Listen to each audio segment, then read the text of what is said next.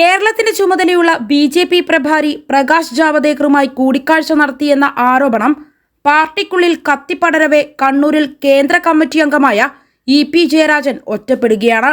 ജയരാജനെതിരെ party അച്ചടക്ക നടപടി വരുമെന്നാണ് അദ്ദേഹത്തിനെ നഖശിഖാന്തം എതിർക്കുന്ന എം.വി. ഗോവിന്ദനെ അനുകൂലിക്കുന്നവർ പറയുന്നത്.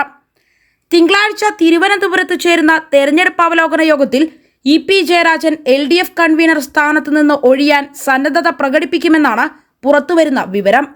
ലോക്സഭാ തെരഞ്ഞെടുപ്പ് കഴിഞ്ഞ പശ്ചാത്തലത്തിൽ CPM സംസ്ഥാന നേതൃത്വം ഇത് സ്വീകരിക്കാനാണ് സാധ്യത.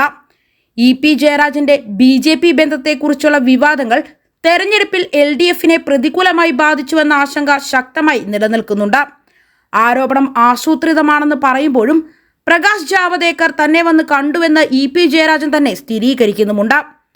ഇന്നത്തെ കോൺഗ്രസ് നാളത്തെ BJP എന്നതായിരുന്നു കോൺഗ്രസിനെതിരെ CPMന്റെ ആക്ഷേപം. ഇതിനിടെയാണ് അനിൽ ആന്റണിക്കെതിരായ ആരോപണങ്ങൾ പറയുന്നതിനിടയ്ക്ക് ദല്ലാൽ നന്ദകുമാർ, ശോഭാ സുരേന്ദ്രന്റെയും ഇ.പി. ജയരാജന്റെയും പേര് പറയുന്നത്.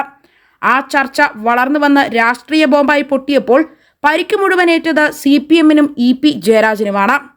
സംസ്ഥാന സെക്രട്ടറി സ്ഥാനം കിട്ടാത്തതിനെ തുടർന്ന് പാർട്ടിയുമായി ഉടക്കി നിന്ന ജയരാജൻ ഈ സമയത്ത് സമാന്തരമായി BJP കേന്ദ്ര നേതാക്കളുമായി നിരന്തരം ചർച്ചയിലായിരുന്നുവെന്നായിരുന്നു BJP നേതാക്കളുടെ വെളിപ്പെടുത്തൽ.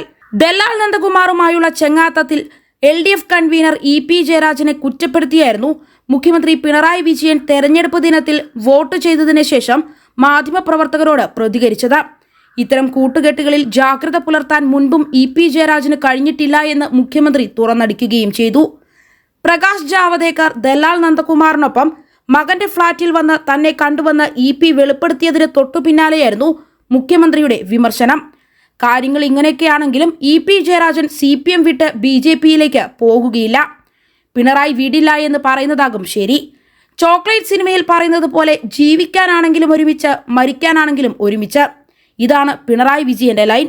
അതായത് BJPയിലേക്ക് പോകുന്നുണ്ടെങ്കിലും അതൊരുമിച്ച്, അല്ല CPMൽ തുടരാനാണെങ്കിലും അതൊരുമിച്ച്.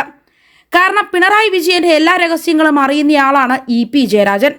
പിണറായി ഇല്ലാണ്ട് ജയരാജൻ പോയാൽ TPയുടെ ഗതി വരുമെന്ന കാര്യത്തിൽ സംശയമൊന്നും തന്നെ വേണ്ട. എന്നാൽ പ്രകാശ് ജാവദേക്കറുമായി മാത്രമല്ല മറ്റ് BJP നേതാക്കളുമായി കണ്ണൂരിലെ ചില നേതാക്കൾ സംഘടനയ്ക്ക് അതീതമായ ബന്ധം പുലർത്തുന്നുണ്ട് എന്ന ആരോപണം പുറത്തു വരുന്നുണ്ട്. കണ്ണൂരിൽ നടന്ന കഴിഞ്ഞ പാർട്ടി കോൺഗ്രസിന്റെ വേദി അലങ്കരിച്ചത് സംസ്ഥാനത്തെ ഒരു ഉന്നത BJP നേതാവിന്റെ ഉടമസ്ഥതയിലുള്ള ഇവന്റ് മാനേജ്മെന്റ് കമ്പനിയായിരുന്നു.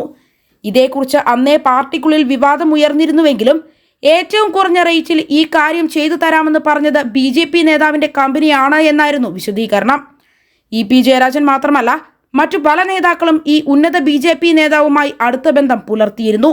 കണ്ണൂർ, കാസർഗോഡ് ജില്ലകളിൽ ബിസിനസ് ബന്ധങ്ങളുള്ള BJP നേതാവുമായുള്ള ചില നേതാക്കളുടെ വഴിവിട്ട ബന്ധം ഇ.പി. ജയരാജനെതിരെയുള്ള ആരോപണങ്ങൾ പാർട്ടിക്കുള്ളിൽ പുകഞ്ഞുകൊണ്ടിരിക്കെയാണ് പുറത്തു വന്നിരിക്കുന്നത്.